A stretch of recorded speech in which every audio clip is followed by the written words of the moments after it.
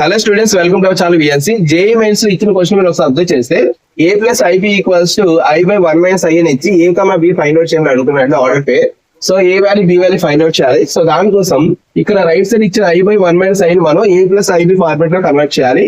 So first of all a plus IB రాద్దాము equal to i by 1 minus i. ఎప్పుడైనా మనకి denominator లో complex number వస్తే మనం రేషనలైజేషన్ చేయాలి. సో ఇక్కడ డినోమినేటర్ లో 1 మైనస్ ఐ ఉంది కాబట్టి 1 ప్లస్ ఐ తో మల్టిప్లై చేసి డివైడ్ చేద్దాం.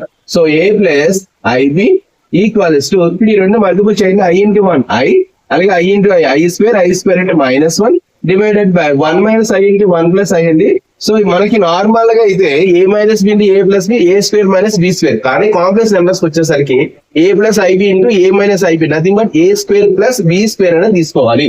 So 1 minus i into 1 plus i అంటే 1 స్క్వేర్ ప్లస్ 1 స్క్వేర్ తీసుకోవాలండి. సో ఇక్కడ చూడండి -1 ముందు రాస్తాను, -1 plus i divided by 1 square plus 1 square అంటే 2.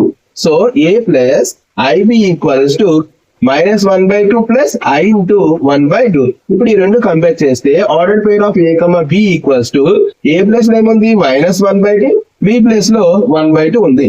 ఇది ఆన్సర్.